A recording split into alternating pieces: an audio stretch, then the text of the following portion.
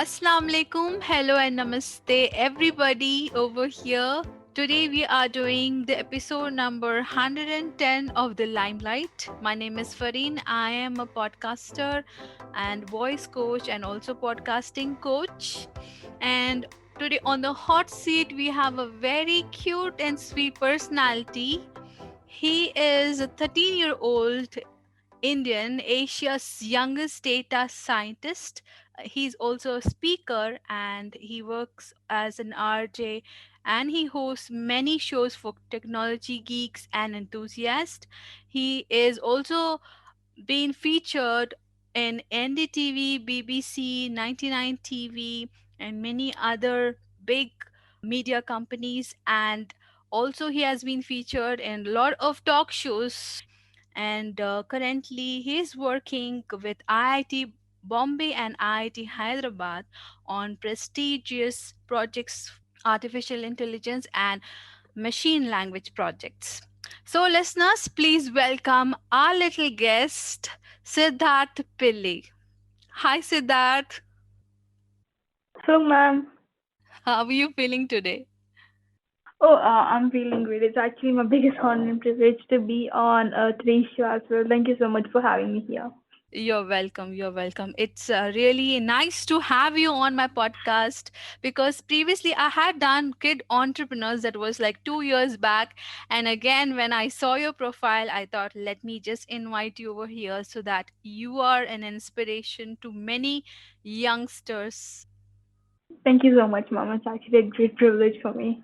You're welcome. Okay, Siddharth, before we talk about all the things you do and about data scientists, can you tell all the listeners about yourself? Good evening to one and all. I'm Sudhar Pili and I'm 13 years old Indian and I'm currently working as a data scientist at Mountain Smart Business Solutions. I'm also honored as the Asia's youngest data scientist for bagging a job role as data scientist at a very young age. I'm also a technology trainer where I tend to spread my skills to teaching ages all ages on Python programming language, machine learning, and also artificial intelligence. I'm also a speaker where I tend to spread my talks to universities, schools, and colleges across India. I've also been featured in Telugu and Nalai Radio Telugu and Nalai Radio as a tech show, and I also started my own tech show known as Technology with Siddharth, where I tend to give off some insights on technology, the recent and new upcoming technologies to people all over the world. So this is basically about me, everyone. Wow, that's amazing, Siddharth. Now, interesting question, which I'm really curious about. Okay. Now, at what age did you start coding? In my case, the will and passion of this computer programming and coding started for me at a very young age. So basically, when I was 7, that's basically the point of time where I started off with coding. And my parents really helped me to make my passion and dream come true. And whatever the knowledge which I've achieved or gained is mostly through the self learning by viewing these different types of online resources. And I didn't really have myself a supervisor or a teacher, like a person teaching me to code next myself. I wish I did. So without having a supervisor next to me, it was all like a jigsaw of trying to learn coding. But in this puzzle, I got to for sure gain a lot more knowledge as well, because it's just like science experimenting where we're trying to do an experiment, failing, getting a conclusion, getting back again effort, and trying again until it's supposedly working with no alternate backdoor. So for me, I've started coding and the ideology of programming started at a very young age, basically at 7. And my parents did really help me a lot for helping me understand programming and coding as well. That's really wonderful. Such a young age you started it off. Okay, now tell me what actually got you interested in learning that? Any something must be there which really attracts you towards, programming or coding? Yes, ma'am. What made me mainly what made me really attracted to this understanding of coding or actually trying to develop these applications where it all started with me from chances of actually gaming because at a very young age I was really into playing games, and when I was playing games I basically got this curiosity on how these games were supposed to be made, and this curiosity basically led my parents to help me understand with the principles of coding and programming games were supposed to be made. And after having a good understanding on that, it made me curiosity of all the other applications which we use in our daily life, because at any point right now there's some kind of problem statement being happening, and to basically find a problem to find the solution for that problem statement where everyone can find them from the solution is where coding is coming. Because let's say if we have a problem of the calculation, with the help of one person trying to make a calculator, it made it really easy for people all over the world of trying to calculate the numbers in which they wanted to experiment. Or the chances of maybe online delivery, where with the help of these applications like maybe Swiggy, Zomato, Uber Eats, and etc., with the problem statement backing it up, it made it really easy for everyone to find a solution as well. And what made me really attracted to this coding is if you have a certain problem statement happening right now, you can just jot down simple pieces of lines of code which can maybe make a huge change in the ways which we live. So that basically what made me inspired and attracted so much about these principles of coding and programming, ma'am. That's amazing and wonderful. And, student, I used to love programming, but then gradually, as we started doing job, just the interest went on. Right. But this is amazing. Keep on going. And whatever you're doing is really good and one of a kind. With that, Thank you so much. you're welcome.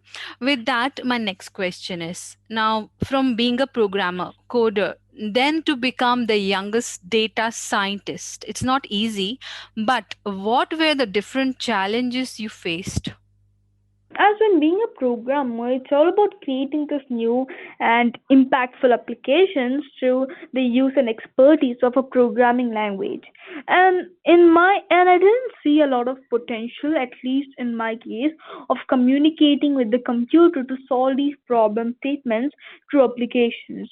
On the other hand, AI or artificial intelligence has this capability where we can train a model without externally programming it to function and solve our problem statements. And that's what made me really excited about AI as well, because it's just like a learning algorithm where we don't need to give it any type of learning statements or externally giving it instructions for it to solve something or for it to automate something. We're just giving the compute a few models and few data here for it to learn itself and to solve a problem statement. So this is basically what made me love about AI and data science in the same case as well. And surely face many difficulties in journey as shifting from a programmer to being a youngest data scientist. And as AI is completely relied on these discrete mathematics, I had to get a hold of all these mathematic principles. And I'd say that's what a difficult part throughout the journey of this big shift right here. Because when we come into the art of like working with machine learning and data science, it's all based upon these algorithms. And if you want to, let's say, implement an actual ML model, if you want to create an ML model, or if we want to create an AI, we need to have some good understanding behind its mathematics. Or for the rest of the world, AI is going to completely look like a black box where we give a problem statement, just a data, and it's going to eventually come up with a solution. And that's where the important part of understanding this algorithm comes into place. So as mathematics is really important, getting this understanding of these discrete mathematics like calculus was challenging, but I actually got through childhood as well. So I think that was the difficult part which I faced through in working from being a programmer to being a data scientist, I'd say.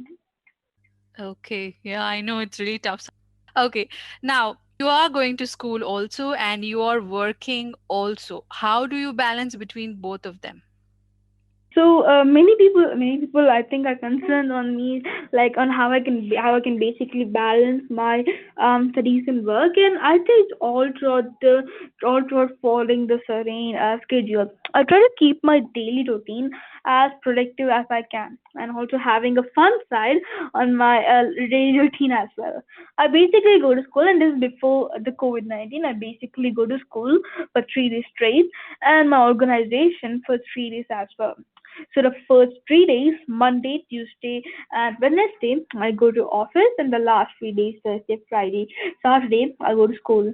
And to maintain productive, I try to follow myself a timetable or a journal schedule where I have all my activities and my daily routine listed out, because it always helps me to keep a hold of my time on what I'm currently working on.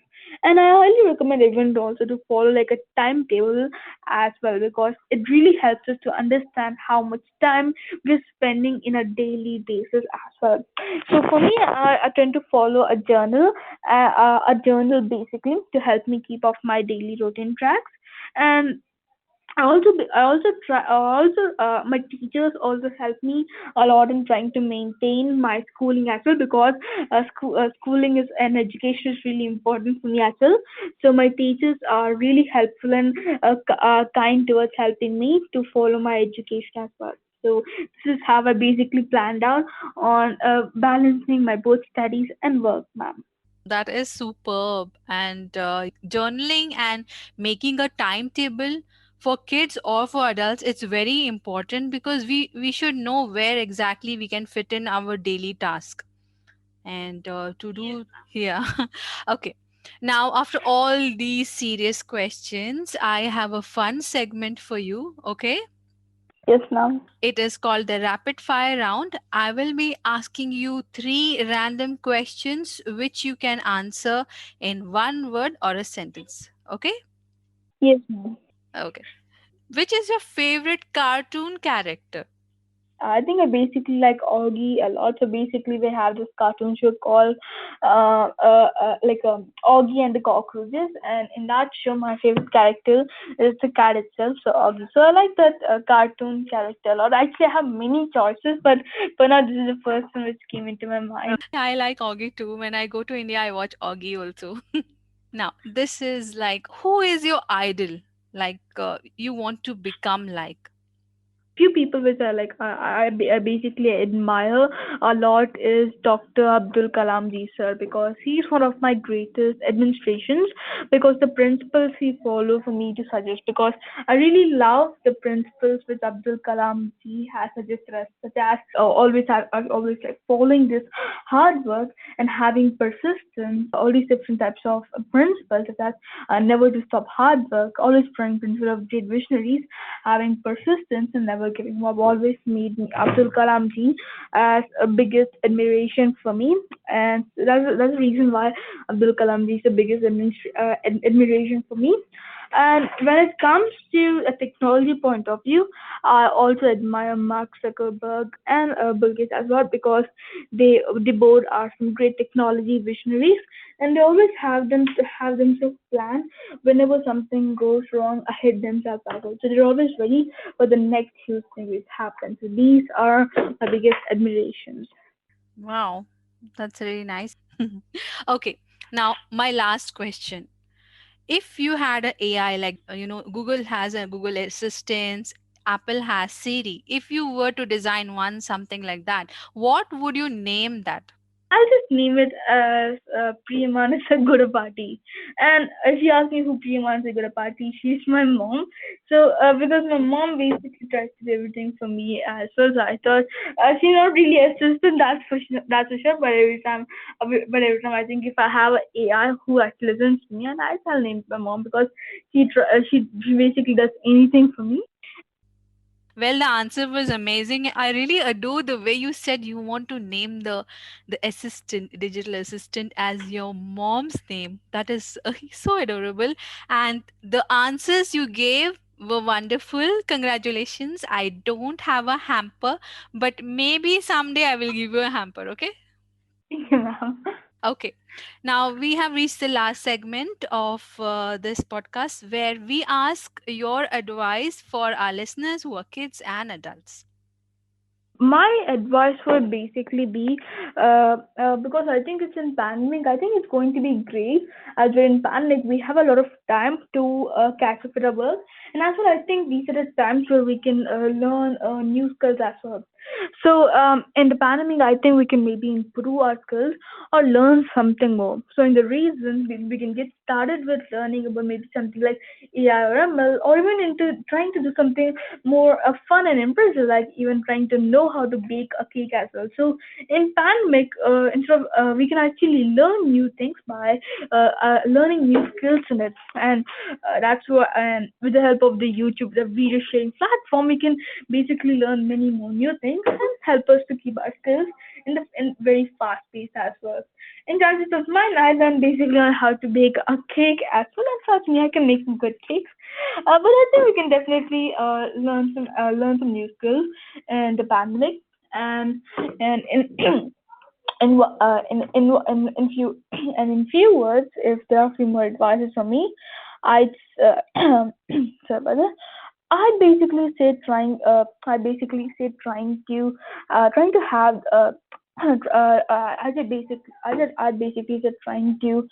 never trying to give up, always having persistence and following some principles of great visionaries will always help us to will help us gift up the success as well. So these are a few advices from my side.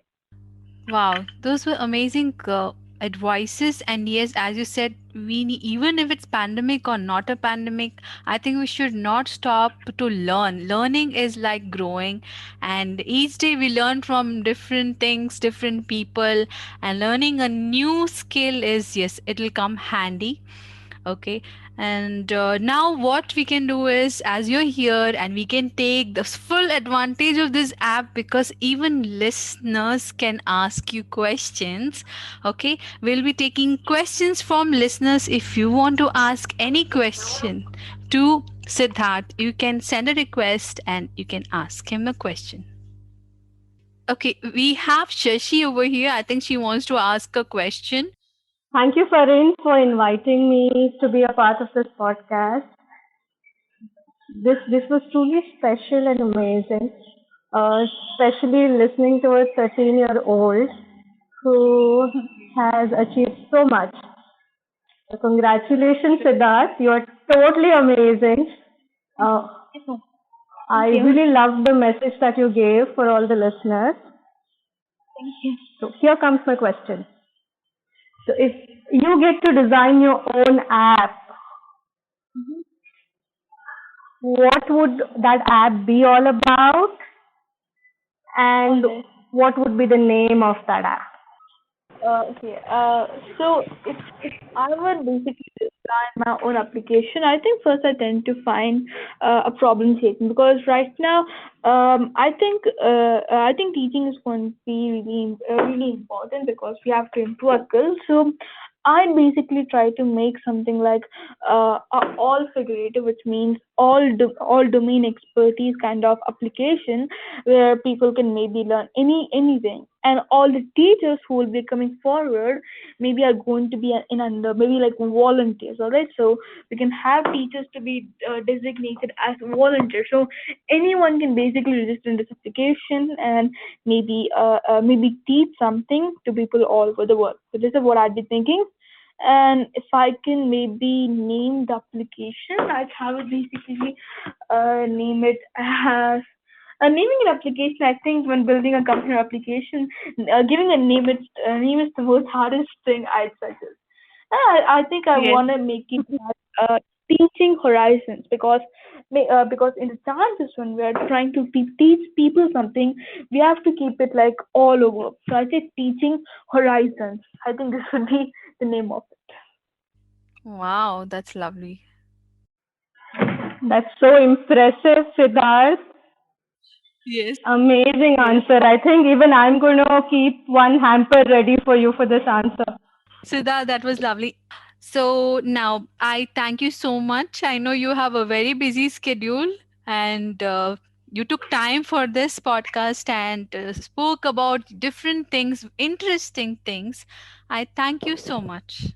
Thank you. It's my great pleasure, ma'am. Thank you. You're welcome.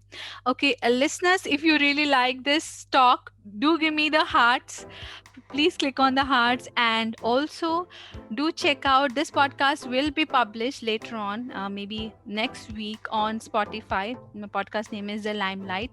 And thank you for making your presence in this talk. And good evening, everybody. And thank you so much. Bye bye. Good night. Allah Hafiz.